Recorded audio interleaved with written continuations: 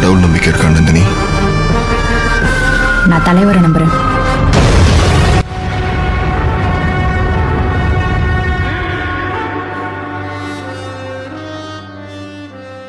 தமிழீழ விடுதலை போராட்டத்திலும் மக்கள் மீதான ஸ்ரீலங்கா பேரினவாத அரச படைகளின் இனவழிப்பிலும் மருத்துவ போராளிகளின் சேவையும் அவர்களது அர்ப்பணிப்பும் தியாகங்களும் எத்தகையது என்பது நாம் யாவரும் அறிந்தது.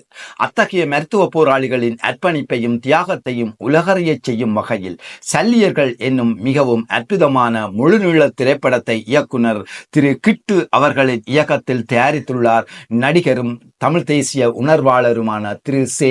கருணாஸ் அவர்கள்.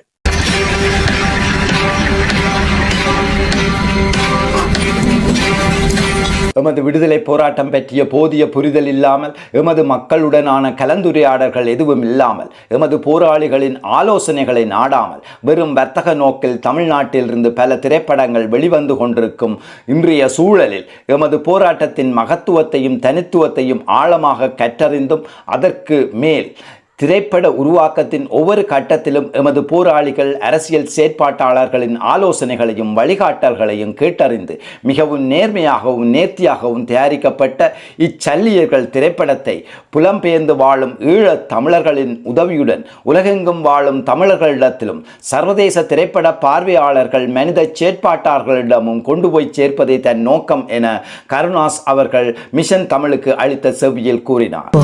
இங்க மொத்தம் 4க்கு மேல மெடிக்கல் பங்கர்ஸ் இருக்கு. ஒவ்வொரு பங்கரும் கோவில் மாதிரி.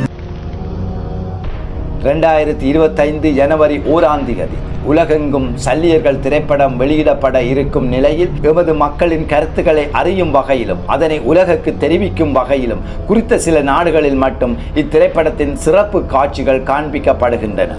அதன் பிரகாரம் எதிர்வரும் ஞாயிற்றுக்கிழமை, அதாவது நவம்பர் 17ஆம் தேதி அன்று சுவிஸ் நாட்டில் ஜூரிச் மாநகரிலும், 22ஆம் தேதி நோர்வேயில் ஒஸ்லோ மாநகரிலும், 25ஆம் தேதி பிரித்தானியாவில் லண்டன் மாநகரிலும் இத்திரைப்படம் திரையிடப்படுகிறது.